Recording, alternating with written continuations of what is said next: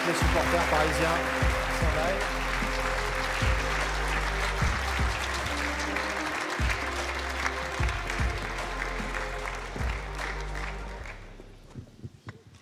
Bonjour à toutes et à tous. Bonjour Monsieur le Président. Bonjour. Merci d'être avec nous. On est ensemble donc pour une trentaine de minutes. Bien entendu, vous aurez le micro tout à l'heure pour poser directement vos questions. Mais on va commencer par un petit échange ensemble.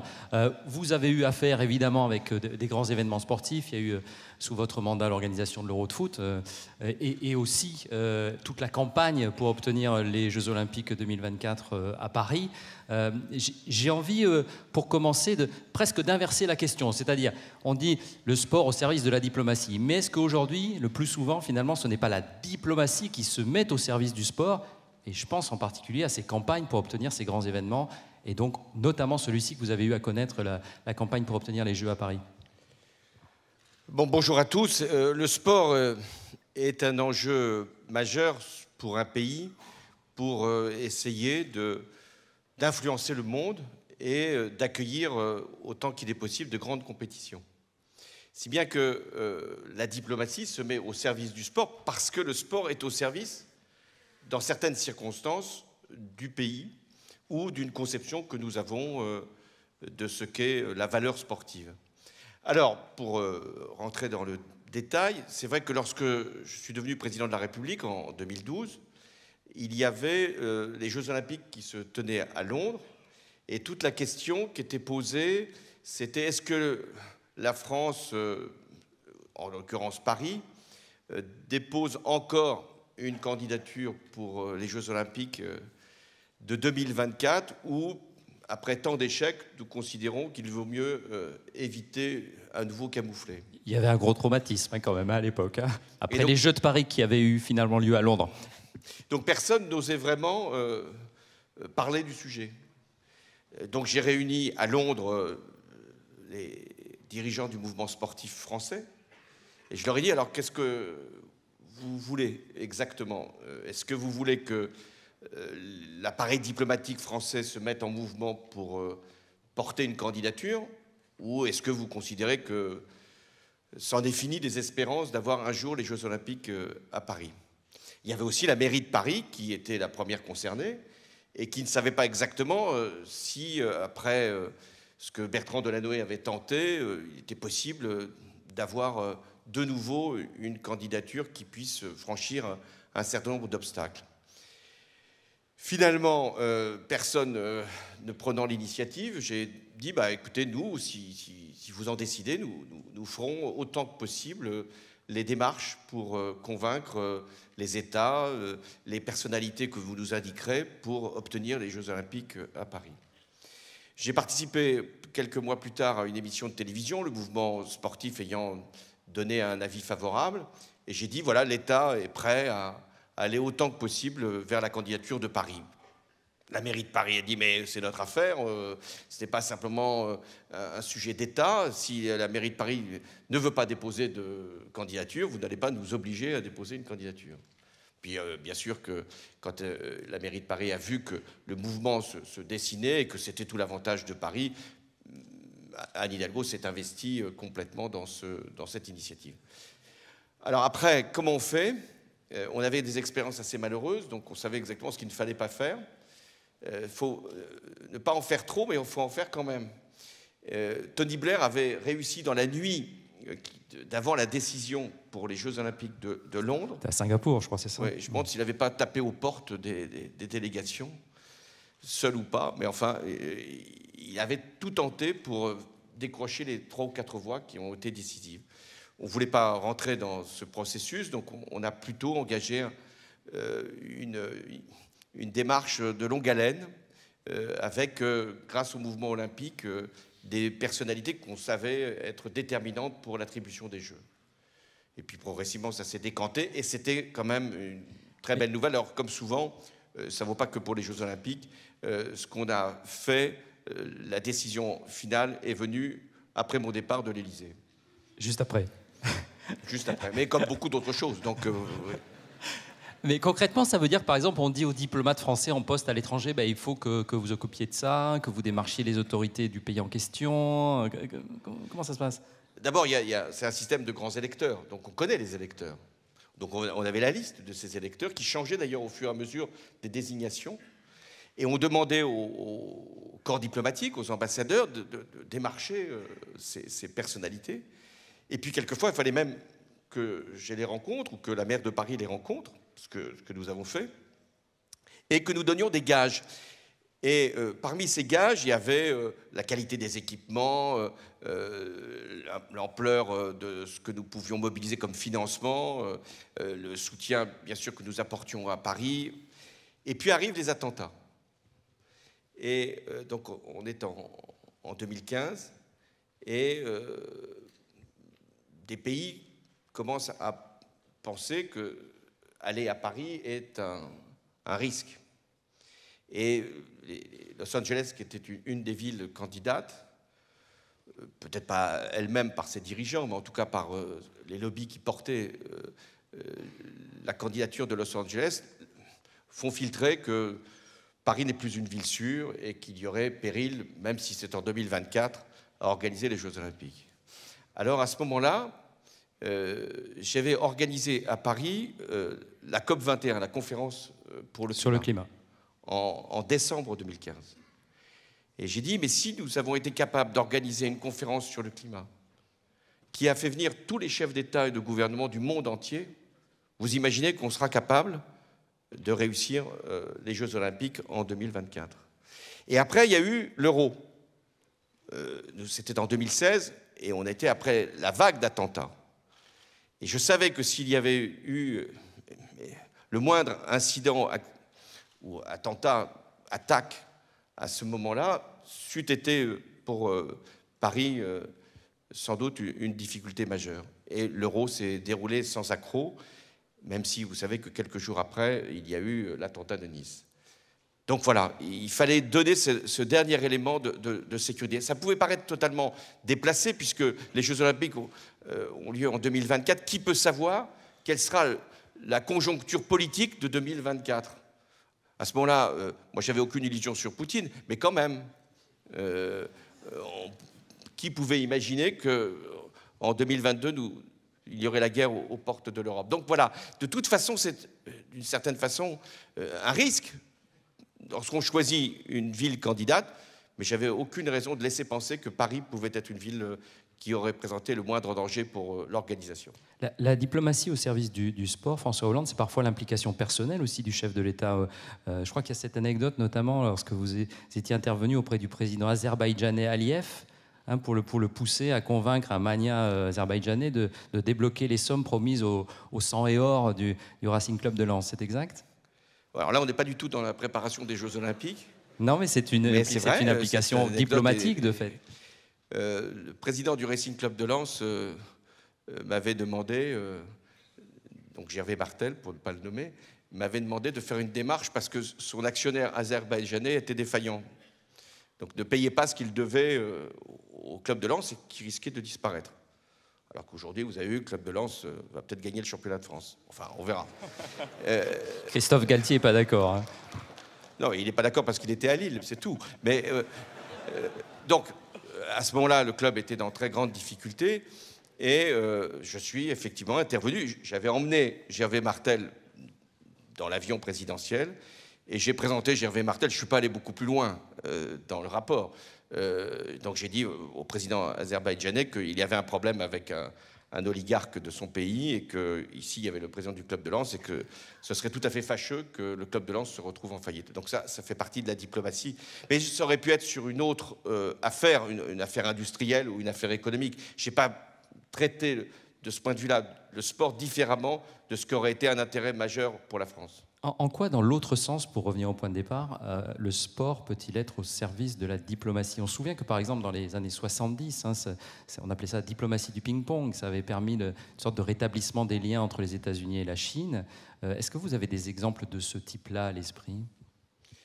J'ai des exemples de ce que des dictatures essayent de faire à travers le sport. Par exemple, pour Poutine, Sotchi, c'était tout à fait décisif. d'avoir les Jeux olympiques d'hiver.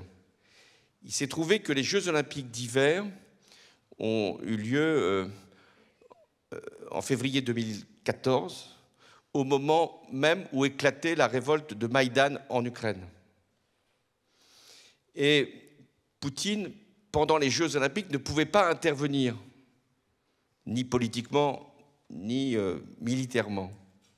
Donc il a été obligé de subir la révolte de Maïdan, c'est-à-dire le fait que les Ukrainiens voulaient se débarrasser du président qui était en poste à ce moment-là et aspirait à une relation avec l'Union européenne. Et Poutine a été obligé d'attendre la fin des Jeux olympiques pour ensuite mener une opération dans l'est de l'Ukraine. Nous sommes en 2014. Donc, une compétition sportive peut parfois bloquer un dictateur. Mais aussi, pour un régime, avoir les Jeux olympiques ou avoir une grande compétition sportive, c'est aussi avoir un accès au monde. Mais il y a eu les Jeux olympiques d'hiver en Chine, et il y a eu, non pas un boycott, mais il y a eu très peu de déplacements de chefs d'État et de chefs de gouvernement. Le seul qui y soit allé est Poutine, justement. Mais je vais peut-être trop parler de Poutine, donc il faut changer de personnage. Alors, puisque vous avez prononcé le mot boycott, moi je vais parler d'un autre pays, mécaniquement, forcément. Aujourd'hui, c'est le Qatar, et qui utilise déjà depuis un moment, d'ailleurs, le sport comme un outil d'influence douce ou de soft power, comme on dit en bon français. Quelle est votre position par rapport à ce débat sur le boycott? Est-ce que ça a fait sens? Oui, non? Est-ce que ça sert? Est-ce que c'est utile? Qu'est-ce que vous en pensez? Pour un pays, et notamment comme le Qatar, accueillir un grand événement comme la Coupe du Monde, c'était un objectif qu'il s'était assigné depuis des années et pour lequel il a consacré beaucoup de moyens, à tous égards. En 2010, décembre 2010, l'attribution de la Coupe du Monde au Qatar a été annoncée. Et à ce moment-là, ça n'a pas créé de polémique particulière. Ça n'a pas été considéré comme une décision très rationnelle compte tenu du climat au sens météorologique. Mais il n'y a pas eu un mouvement de protestation. Et puis, la France n'était pas restée d'ailleurs indifférente au choix du Qatar à l'époque. Et notamment en lien avec la reprise du PSG. Ensuite, sur la situation d'aujourd'hui, où il y a eu effectivement des informations sur notamment ce qu'a représenté le chantier, puis aussi sur les entorses, le moins qu'on puisse dire, aux règles climatiques, il y a ce mouvement qui est entendu de boycott. D'abord, vous me demandez ma position, je ne peux pas demander à des joueurs de football, comme des sportifs en général, de ne pas aller dans la compétition à laquelle ils se préparent depuis des années et pour laquelle ils ont été prêts à consentir énormément de sacrifices. Donc la position qui dit « n'y allez pas » me paraît intenable. Ensuite, la position de dire aux téléspectateurs « ne regardez pas le match », heureusement que personne n'est derrière un téléspectateur pour savoir ce qu'il a à faire ou pas à faire. Enfin, ce que je pense, c'est que, compte tenu de ce que l'on sait des conditions de déroulement de cette compétition, notamment sur le plan climatique et des conditions de la construction, si j'étais chef de l'État, mais je ne le suis plus, donc ma position est facile. Je ne me rendrai pas au Qatar. Vous dites on ne peut pas demander aux sportifs, aux footballeurs, en l'occurrence, de ne pas aller dans cette compétition pour laquelle ils se préparent. On entend bien l'argument, bien sûr. En même temps, on assiste depuis quelque temps à une revendication d'implication politique de nombreux sportifs, de nombreux footballeurs. On voit, par exemple, je vais prendre quelques exemples, mais Antoine Griezmann qui rompt son contrat avec Huawei à cause de la cause des Ouïghours, Kylian Mbappé qui se manifeste sur les réseaux sociaux sur les violences policières. Enfin, on pourrait multiplier les exemples. Colin Kaepernick, bien sûr, aux États-Unis, Raheem Sterling, le footballeur britannique, sur le racisme. Est-ce qu'il n'y a pas un paradoxe d'une certaine manière? Vous voyez ce que je veux dire? Une revendication de s'impliquer politiquement sur certains sujets, mais en même temps, non. Alors le Qatar, non. Vous voyez? Je pense que pour un joueur du PSG, évoquer le Qatar n'est pas forcément simple par rapport à son employeur. Je ne sais pas si les questions ont été posées à Christophe Galtier là-dessus, mais il y a une espèce d'obligation de réserve que je peux tout à fait admettre. En revanche, un joueur, il y en a beaucoup, des sportifs, de haut niveau, et pas simplement des anciens sportifs, ont pu agir pour lutter contre le racisme, notamment, dont ils étaient eux-mêmes victimes.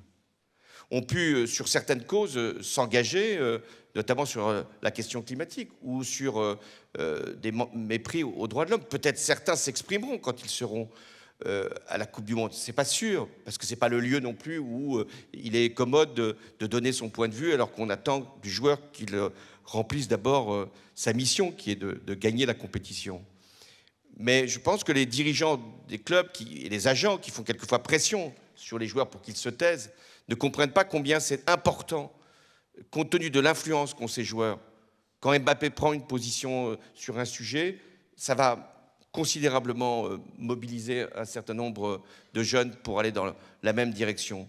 Quand on voit le nombre de followers, comme on dit, sur les réseaux sociaux pour les joueurs, combien il est décisif que les joueurs, à un moment, s'ils l'expriment et s'ils en décident librement, puissent donner un point de vue et donner des espérances et d'engagement à des jeunes. Voilà pourquoi être sportif, ce n'est pas simplement jouer avec un ballon ou courir vite, c'est aussi avoir à un moment un rôle social. Et ce n'est pas si simple de faire peser sur les joueurs cette responsabilité.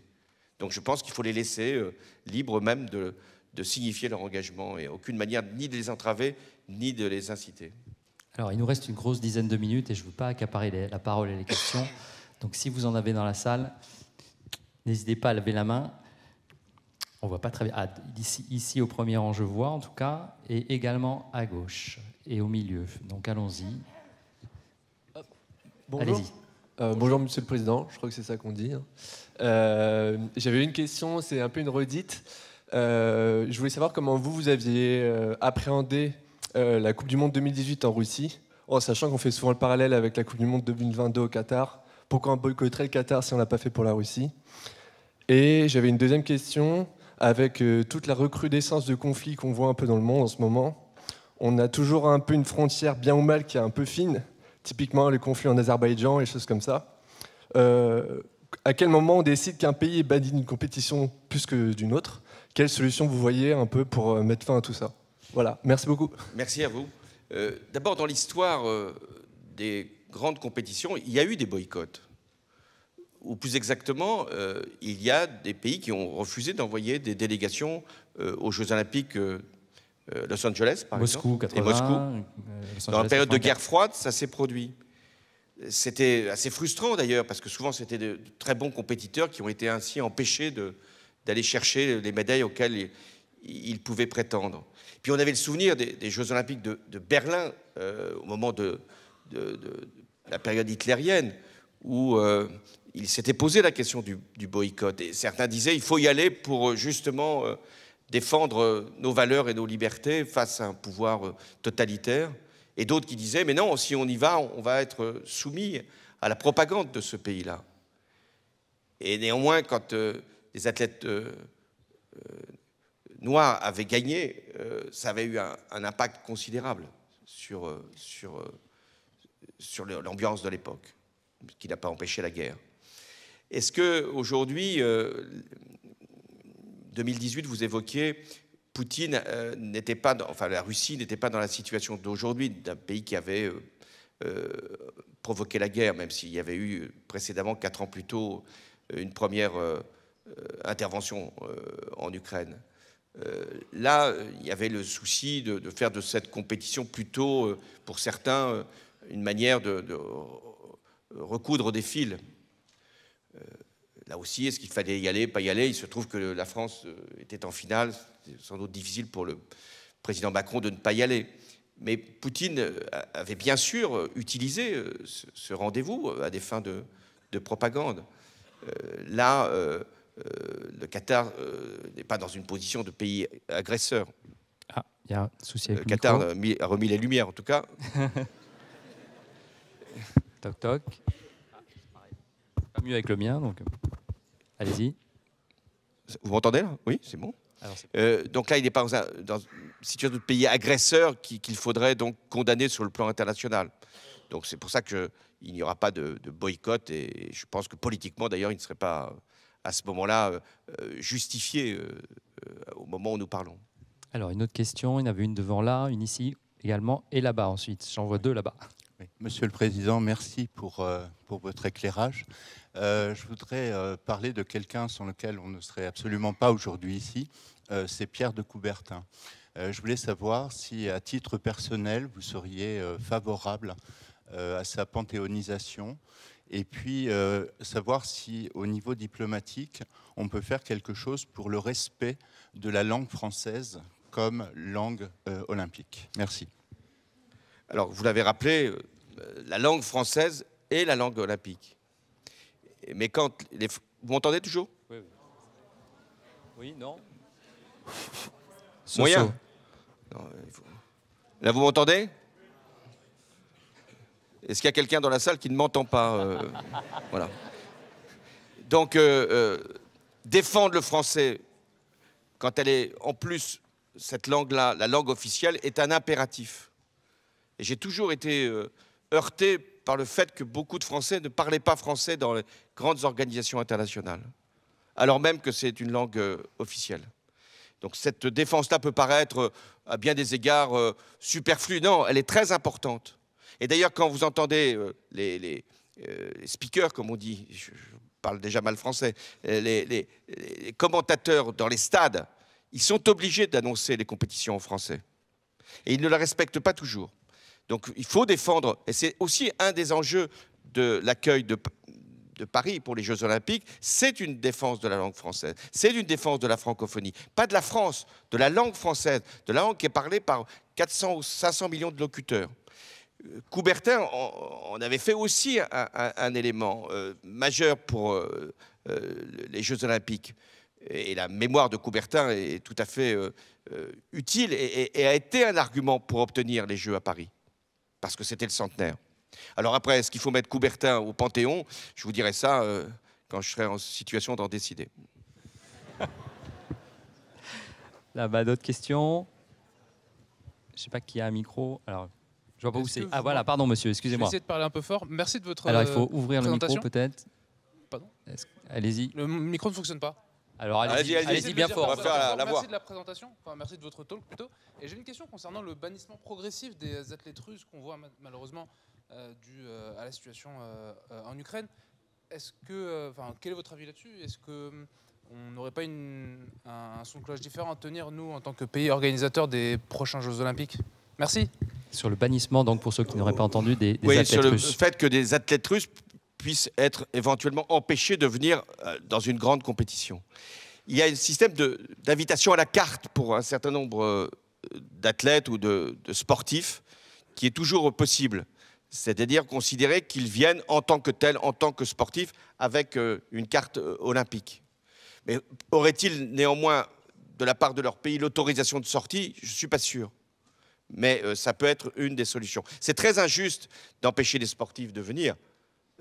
Mais on voit bien aussi comment un État peut utiliser des sportifs, puisqu'on parle de diplomatie, utiliser des sportifs pour montrer qu'ils sont pleinement reconnus par la communauté internationale.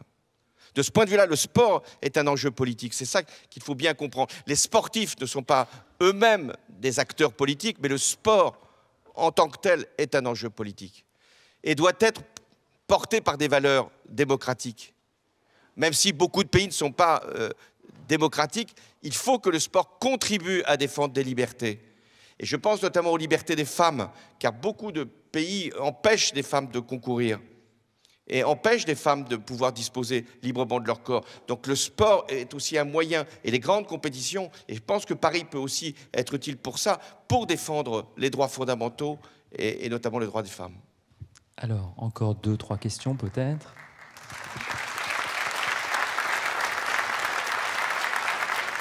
Madame.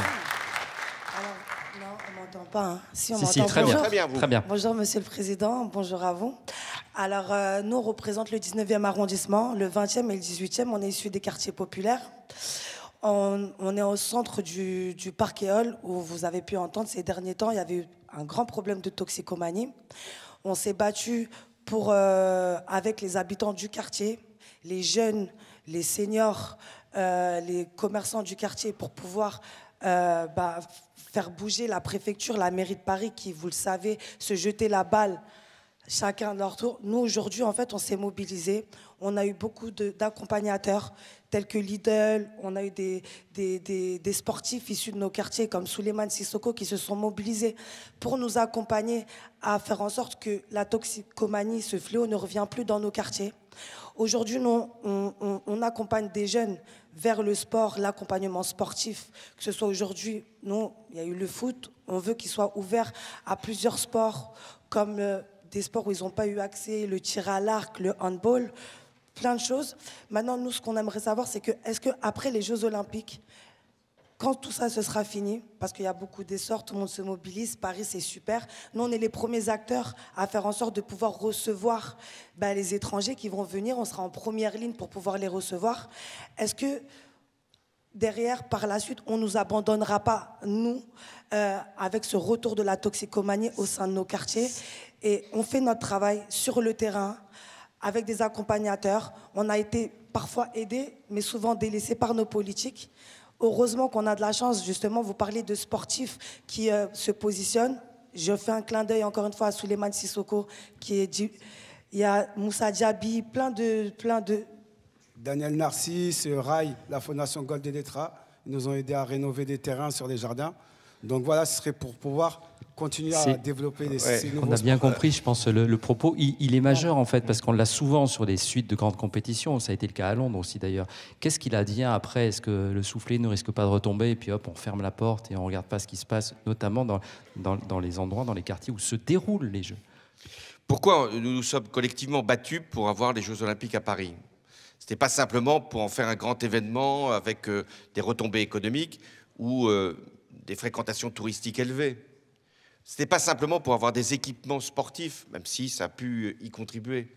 C'est de pouvoir susciter une pratique de sport dans tous les quartiers et aussi de financer des associations qui, comme les vôtres, puissent agir pour que des jeunes fassent du sport, pas simplement pour ne pas se droguer, fassent du sport parce que c'est un élément d'émancipation, de dignité, de liberté et d'égalité. Donc ce qui est très important, c'est que lorsque les Jeux Olympiques vont avoir lieu, cette dynamique associative puisse être visible au moment du déroulement des compétitions et qu'après, tous ceux qui ont financé les Jeux, par notamment des partenaires privés, puissent continuer à financer les associations.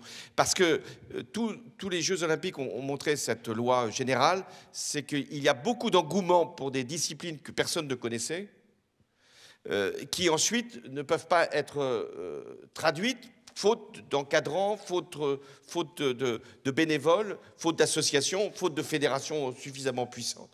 Donc il faut absolument que les Jeux Olympiques de Paris, de ce point de vue, marquent une accélération d'un processus qui est encore trop faible aujourd'hui. Je suis désolé, il y avait plein de questions encore dans la salle, mais on est rattrapé par l'horloge. Il est 15h. Merci François Hollande. Merci infiniment. Merci. Merci beaucoup.